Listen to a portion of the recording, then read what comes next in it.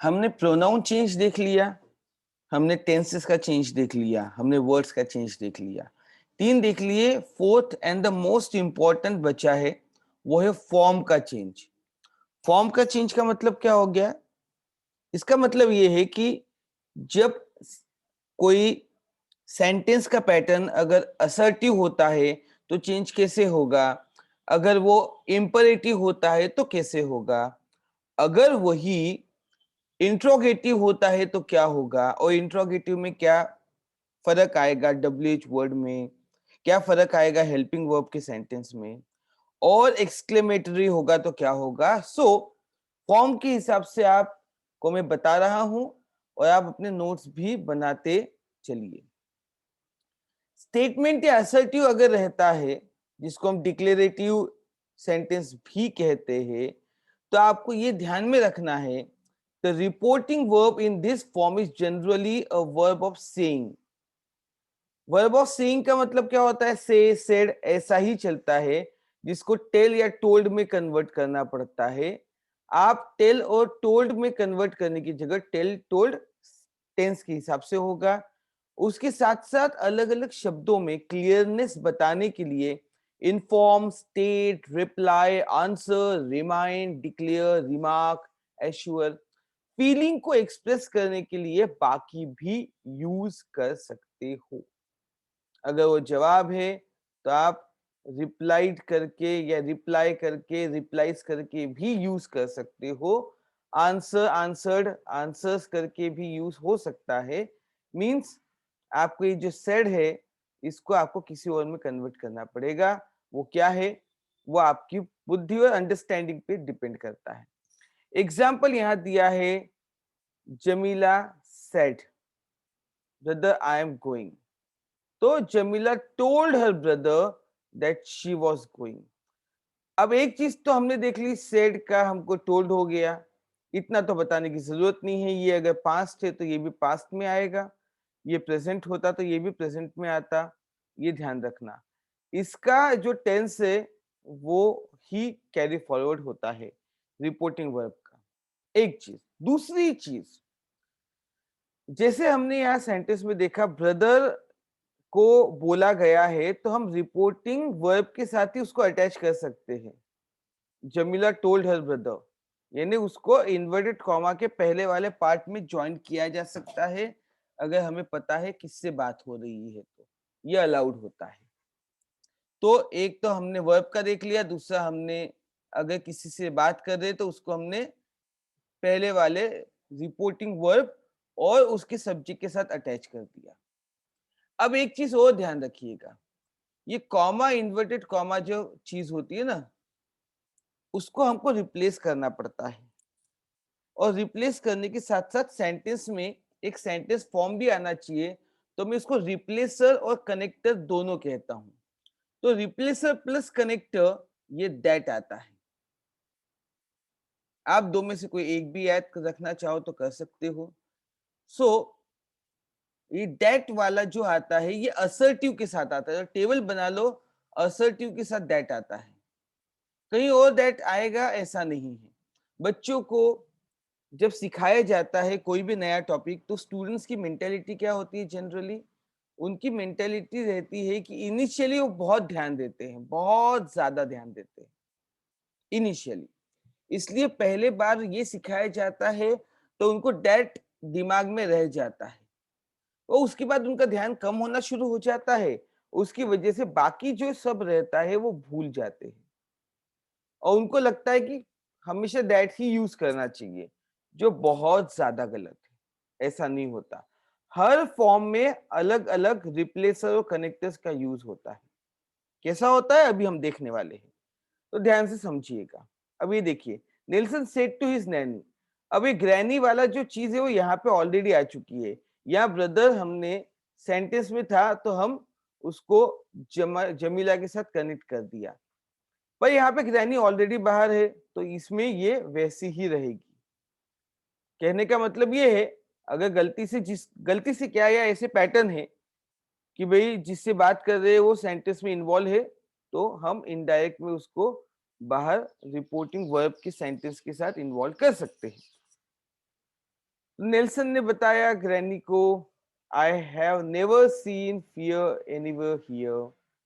और वही आप देखते हो, Nelson told his nanny that, that के साथ फिर बात हो रही है, he had never seen fear anywhere there होना चाहिए वहां पे। सो ये बात आप समझ के चलिए, this is what exactly in assertive form. दो चीजें, तीन चीजें ध्यान में रखनी है। सेट का टोल्ड हो जाएगा, इनफॉर्म स्टेट रिप्लाई आंसर भी हो सकता है।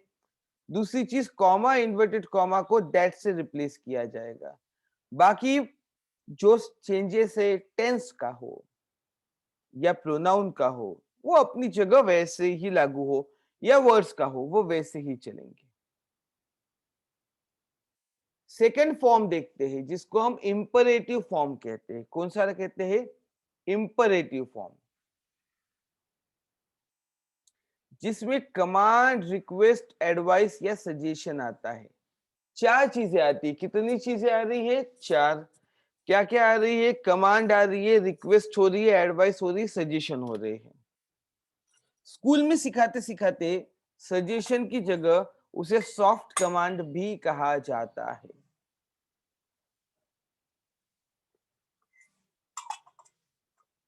क्या कहा जाता है? सॉफ्ट कमांड भी कहा जाता है। जब हम इंपरेटिव सेंटेंस की बात करते हैं, तो आप एक चीज नोट कर लीजिए।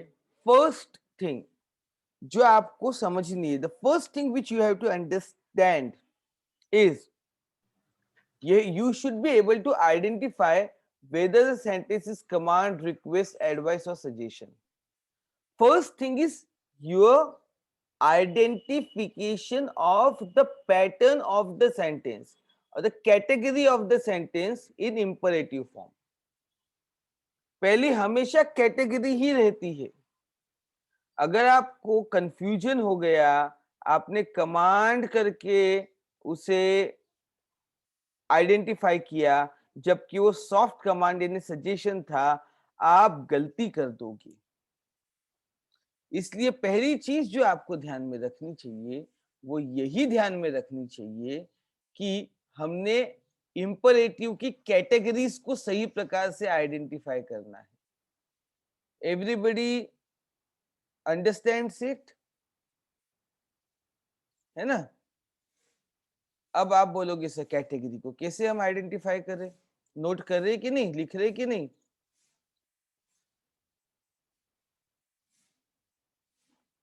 सो कैसे किया जा सकता है? जैसे ओपन द डोर, ये क्या है? Please help me learn your lesson.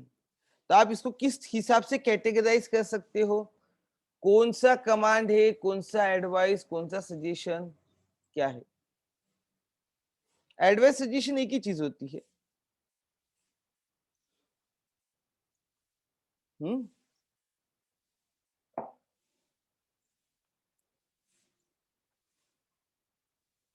बताए?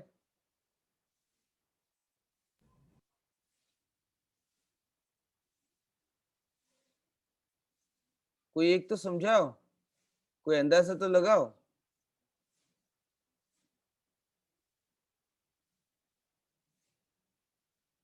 हम्म, तो आप लोग बिल्कुल भी प्रिपेयर नहीं हो, इसलिए आपको और डिटेल में समझने की जरूरत है। एक बात ध्यान रखिएगा, open the door, open the door अगर मैं बोल रहा हूं तो इसे जनरली कमांड ही पकड़ा जाता है, क्योंकि जनरली 99% कमांड ही होता है, क्योंकि मैं किसी को कोई काम करने के लिए बता रहा हूं और जो उसे काम करना ही पड़ेगा। ये जनरली ऑथोरिटी वाले लोग देते हैं कमांड। ऑथोरिटी वाले लोगों का मतलब क्या? वो लोग जो वो लोग जो किसी पोजीशन पे है या कंट्रोल में है। आप देखेंगे जनरली पेरेंट्स को कमांड देते हुए देखा जाता है। नंबर 2, कोई आर्मी, मिलिट्री, पुलिस का अधिकारी हो वो, टीचर्स, बॉस, तो जो अथॉरिटी वाले हैं वो जब कोई काम करने के लिए बोले, हम उसे कमांड कहेंगे, ओपन द डोर। आप अवॉइड नहीं कर सकते। पर इसके साथ हम जरा ये आखिरी वाला देखते हैं, लर्न योर लेसन। अब कई बच्चों को लगेगा सर ये भी तो कमांड ही है, पर यहाँ पे जबरदस्ती कर सकता है कि सामने वाला आपके ऊपर? से मैं आपको बोलूंगा लर्न योर लेसन, क्या मैं आपको वाकई में लर्न करने के लिए मजबूर कर सकता हूं? नहीं कर सकता। ये एडवाइस में गिना जाता है। क्यों? क्योंकि यहाँ पे कितना भी कड़क मैंने बोला हो लर्न योर लेसन, ये एडवाइस ही रहेगी। मैं इसमें आपको मजबूर नहीं कर सकता। ये आपका काम है, आपको ही करना पड़ेगा। मैं डोर करने ओपन करने के लिए आपको मजबूर कर सकता हूँ, आपको मैं थोड़ा सा प्रेशराइज कर सकता हूँ, पर लेसन लर्न करने के लिए नहीं, क्योंकि आप किताब खोल के बैठ जाओगे, दिमाग में थोड़ी जाएगा। तो ऐसा जो वर्क होता है जो खुद को करना होता है, खुद ही को करना होता है, और दूसरा वही चीज को आपको करने के लिए मोटिवेट जैसा करता है, उसको हम सजेशन एडवाइस कहेंगे। जैसे help the poor, help your brother, right, do not throw trash और गार्बेज ऑन रोड्स। ये क्या होती है? मॉरल ड्यूटीज होती है। मॉरल ड्यूटीज आप हमेशा ध्यान में रखें कि ये हमेशा आपकी सजेशन एडवाइस में आती है, जो मॉरल व्यक्ति के ऊपर डिपेंड है। ओपन द डोर वाली जो चीज होती है, ये क्या हो गया? ये प्योर कमांड है, वो आपको करना ही पड़ेगा। तो आपने जब आइडेंटिफाई किया, पहला पार्ट हो गया आइडेंटिफाई करना। कमांड है, रिक्वेस्ट है, सजेशन। रिक्वेस्ट सबसे इजी होती है, प्लीज बोल दिया तो रिक्वेस्ट हमें समझ में आ जाता है। सो कमांड, रिक्वेस्ट और सजेशन तीन में हमने कर दिया। सेकेंड स्टेप क्या है? To change such sentences into indirect the word ordered, requested, advised or suggested or forbade or not to do is added. क्या क्या है? ordered, requested, advised, suggested, not to do या to do, ये भी रहता है, ये ऐड किया जाता है।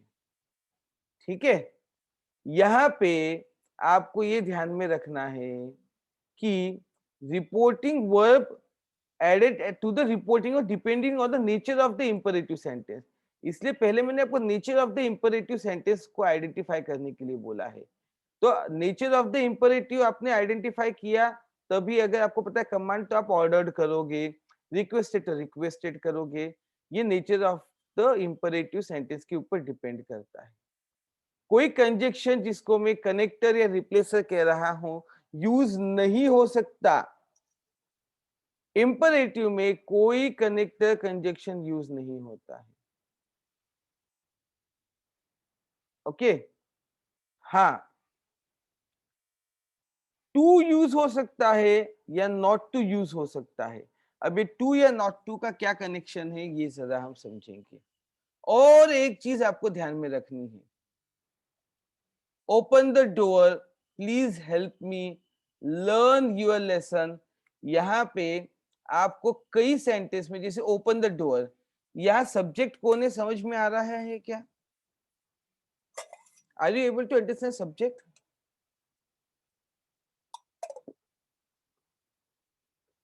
कौन ओपन करेगा? नहीं समझ में आता। हेल्प मी, कौन हेल्प करेगा? नहीं समझ में आता। लर्न योर लेसन में आता है कि हम यू से बात करें सेकंड पर्सन। इंपरेटिव में तीन चैलेंजेस होते हैं, इसलिए इंपरेटिव बच्चों को डिफिकल्ट जाता है, जबकि सबसे सिंपल है कंस्ट्रक्शन में।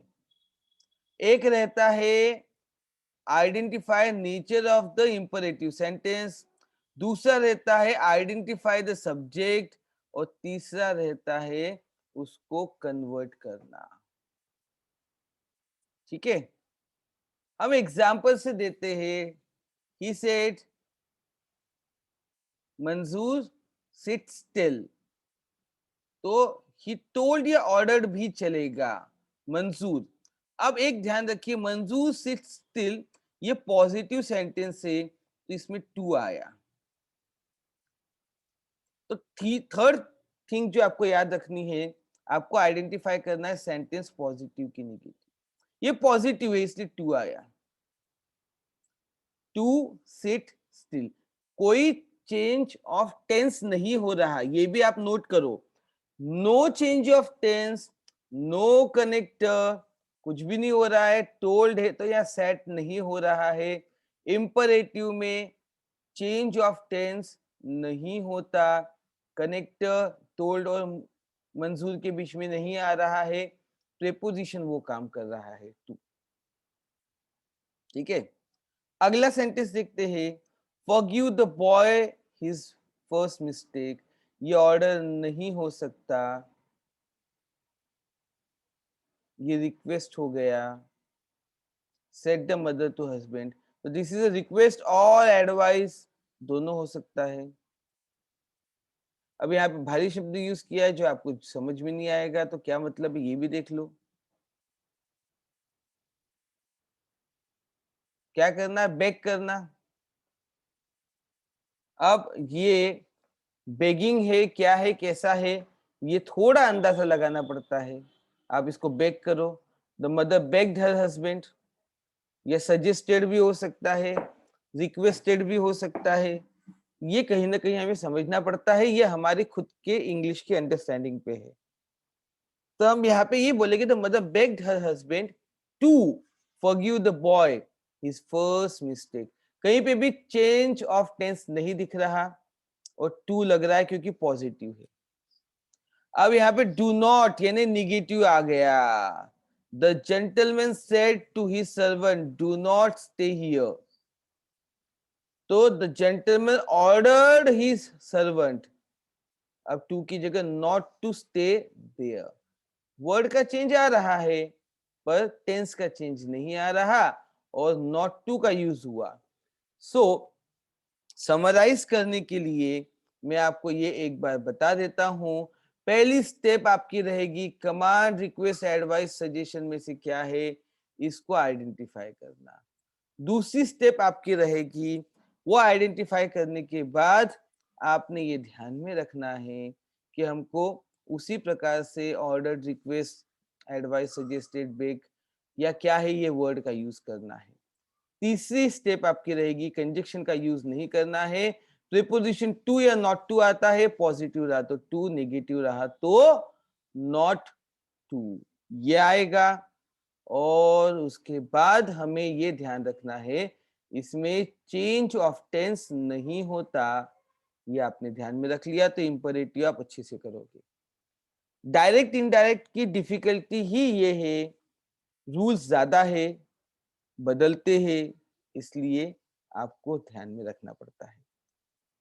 तो यहाँ पे जेंटलमैन अपने सर्वेंट को बोल रहा है तो ऑर्डर ही रहता है, ये क्लियर इंडिकेशन मिल जाती है, गड़बड़ की चांसेस कम है। ठीक है, यस और नो? समझ में आया कि नहीं आया? आपको इंपरेटिव के लिए कुछ सेंटेंसेस दिए गए हैं, आप इसका स्क्रीनशॉट निकाल लीजिए और प्रैक्टिस कीजिए, बहुत जरूरी है। स्क्रीनशॉट सभी लोग निकाल लीजिए, ये आपके लिए इंपरेटिव ज्यादा जरूरी है। इसमें आपकी डिफिकल्टी आएगी, मुझे पूछ लीजिएगा। ठीक है, ठीक है।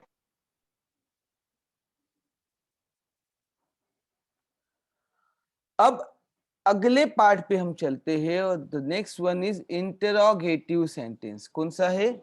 The interrogative form, interrogative sentence. कितने प्रकार के होते हैं? दो, एक विथ WH वर्ड, दूसरा विथ हेल्पिंग वर्ब। ठीक है, स्टेप बाय स्टेप देखते हैं। Reporting question in the indirect way, reporting verb is change into ask, inquire, demand और क्वेरी। यानी सेड रहेगा तो वो आस्क हो जाएगा, इंक्वायर्ड हो जाएगा, डिमांड हो जाएगा, क्वेरी है। ऐसे ही वर्ब में चेंज हमें करना पड़ता है। ठीक है, इंक्वायर और डिमांड का कब यूज करते हैं? Take off before the personal object while ask may be followed by such an object। यानी पर्सनल ऑब्जेक्ट के पहले इंक्वायरी डिमांड को हमको रखना चाहिए, आस्क ये बाद में होता है। इंक्वायर्ड पहले आता है, आस्क उस ऑब्जेक्ट के बाद में आता है। हम सेंटेंसेस देखेंगे तो आपको वो हाईलाइट करके बता दूंगा, ठीक है। दूसरा चीज, जब हम किसी भी इंट्रोगेटिव को रिपोर्टेड स्पीच में कन्वर्ट करते हैं, वो सेंटेंस बन जाता है, यानी सब्जेक्ट को वर्ब के सामने लाना पड़ता है। ये ध्यान रखिए, उसका इंट्रोगेटिव फॉर्म यानी क्वेश्चन का कंस्ट्रक्शन खत्म हो जाता है, उसे हमें सेंटेंस में कन्वर्ट करना पड़ता है। बहुत सिंपल तरीके से सब्जेक्ट की जगह बदल जाएगी, जो सब्जेक्ट वर्ब के पीछे आ रहा था वर्ब के सामने आ जाएगा। सेंटेंस एग्जांपल में हाईलाइट इसको करके दिखाऊंगा, दो हाईलाइट करने वाला हूं, ध्यान रखिएगा। जैसे मैंने बताया था दैट का उपयोग नहीं होता, दैट सिर्फ असर्टिव तक ही लिमिटेड है, इंट्रोगेटिव में भी इसका यूज नहीं होता। हमने देखा था इंपरेटिव में भी इसका यूज नहीं हो रहा था। क्वेश्चन मार्क निकल गया और उसकी जगह फुल स्टॉप आना चाहिए, क्योंकि असर्टिव हो चुका है। अब जो बात की जा रही है, पहला बात हम करेंगे, when the question begins with interrogative pronoun such as WH word है जिसको हम इंट्रोगेटिव प्रोनाउन कहते हैं, या इंट्रोगेटिव एडवर्ब यानी WH वर्ड से शुरू होता है। कोई भी WH वर्ड से शुरू होता है तो क्या किया जाता है, तो जरा हम देखें। I said to him, who are you? तो who are you ये इंक्वायरी है, इसलिए इंक्वायर्ड होता है, आस्क दोनों हो सकता है, ध्यान रखें। आई इंक्वायर्ड ऑफ हिम तो टू नहीं आता है, इंक्वायर्ड ऑफ, या आई आस्क हिम। अब क्या हुआ, हु ही वॉज। अब यहाँ पे ही जो है यू का ही बन गया, क्यों बना, क्योंकि यहाँ पे हिम है तो यहाँ पे तो ही बन जाएगा। ये प्रोनाउन की बात थी, हमने प्रोनाउन में इसको अच्छे से समझ लिया था। आई inquired him who he was, यहाँ पे टेंस का चेंज आता है और वो ध्यान में रखिए कि वो आने ही वाला है। साथ में ये भी ध्यान में रखिए कि ये जो यू था जो ही बन गया, ये वॉज के पहले आया, दोनों इसमें। तो ये हो गया हमारा कन्वर्शन, जिसमें हमने ये देखा कि कनेक्टर के रूप में हमें WH वर्ड ही यूज करना पड़ा, कोई और कनेक्टर नहीं यूज करना पड़ा। कॉमा इन्वर्टेड कॉमा निकले तो हमें WH वर्ड को ही ऐसा कनेक्टर यूज करना है, ध्यान रखें, और कुछ भी यूज नहीं होगा। अगला सेंटेंस में देखिए और क्लैरिटी आएगी। Ajmal said to him, why do you not go home? तो अजमल आस्क मी, अब ये मी है इसलिए यू का आई हो गया, इसको ही फॉलो करेगा ना वो। Ajmal ask me why I did not go home, तो यहाँ पे यू जो था वो डू के सामने आ गया, इतना ध्यान में रखना। वाई, इतना एक फर्क ध्यान में रखना कंस्ट्रक्शन में, why I did not go home, मैं घर क्यों नहीं जाता, और इसमें चेंज ऑफ टेंस दिखता ही दिखता है, बाकी दिमाग लगाने की जरूरत नहीं है। The master said to the servant, where do you come from? The master inquired of the, अब इंक्वायर के साथ ऑफ लग रहा है, ध्यान में रखना। Inquired of the servant where he came from, tense का चेंज आपको दिख रहा है, वेयर ही केम फ्रॉम। तो ये WH वर्ड के साथ हमें जो ध्यान रखना है वो ये ध्यान रखना है, यहाँ पे भी कनेक्टर करके दैट का यूज नहीं होता, उसकी जगह WH वर्ड ही काम में आ जाता है। ऐसा कनेक्टर में WH वर्ड ही बोलता हूँ, वो ध्यान में रहता है, क्योंकि सिंपल कंपाउंड कॉम्प्लेक्स में भी हमने देखा था। और चेंज ऑफ टेंस रहेगा, और एक जो इंपॉर्टेंट है सब्जेक्ट की जगह बदलना, वो हमें ध्यान में रखना पड़ेगा, तो हमारे लिए बढ़िया हो जाता है। अब अगला जो रहता है, जो किसी भी ऑक्सिलरी वर्ब के साथ होता है, जैसे is, are, am, was, do, did, या can, may, shall, have, has, जो भी हमारे ऑक्सिलरी है, सेकेंडरी या प्राइमरी, यानी टू बी के, टू हैव के, टू डू के फॉर्म, या फिर हमारे विल शैल जो ऑक्सिलरी वर्ब है वो। हमने जब टेंस सीखा था तो हमने ऑक्सिलरी का यूज बहुत डिटेल में अच्छे से सीखा था, तो उसमें ही हम ध्यान में रखें तो हमें पता चल जाएगा। हेल्पिंग वर्ब जो टेंस बताता है और मॉडल ऑक्सिलरीज इससे अगर बनता है तो हमेशा ध्यान रखिए इफ या वेदर के साथ ही हमें वो चेंज करना पड़ता है, यानी इफ या वेदर कनेक्टर की तरह यूज होने वाले हैं। जैसे हम यहाँ देखिए, the teacher said to the boy have you done your homework, पूछा। तो ये जो हैव आता है इसकी तो जगह चेंज हो जाएगी, बट आपको वेदर या इफ इसको इन्वॉल्व करना पड़ेगा। जैसे हमने दैट को किया था वैसे ही इफ और वेदर एज अ कनेक्टर या replacer of the comma inverted comma करके आ जाता है। ठीक है, कॉमा इन्वर्टेड कॉमा करके आ जाता है। The teacher asked the boy whether he had done his homework, change of tense as it is रहेगा, सब्जेक्ट की जगह बदलनी एज इट इज रहेगी, ये सब तो एज इट इज ही रहने वाला है। क्लियर हुई बात? हाँ या ना? अरे हाँ या ना? Yes sir. गुड। वेदर का स्पेलिंग देख लो, मौसम वाला वेदर मत लिख लेना, WEATHER मत लिख लेना, WHETHER। और मैं बहुत जिम्मेदारी के साथ बोल रहा हूँ, बच्चे करते हैं। स्पेलिंग ध्यान रखना, वेदर का ध्यान नहीं आया तो इफ लिख देना, ठीक है। Mister zone said is mister Smith at home, mister zone inquired if mister Smith was at home. देखो इफ के साथ आ गया, तो ये भी ध्यान रखो इस पीछे चला जाएगा, सब्जेक्ट के एक ही स्टेप तो हिलता है यार, सब्जेक्ट सामने आ जाता है तो आपका इंट्रोगेटिव की जगह आपका स्टेटमेंट बन गया। क्लियर है? बिल्कुल क्लियर है। फाइनल इज एक्सक्लेमेटरी फॉर्म, ठीक है। तो हमने देखा कि भाई एक तो हमारा असर्टिव था, एक इंपरेटिव था, इंपरेटिव में भी प्रकार थे, फिर हमारा इंट्रोगेटिव था, इंट्रोगेटिव में भी दो डिफरेंट पैटर्न्स थे, और फिर होता है हमारा assertive. The sentence which express state और जॉय और सॉरो और wonder is called exclamatory sentence. तो कोई भी इमोशन बताने वाला एक्सक्लेमेटरी होता है, जैसे hurray, we won the match, alas I failed the test, wow what a nice shirt.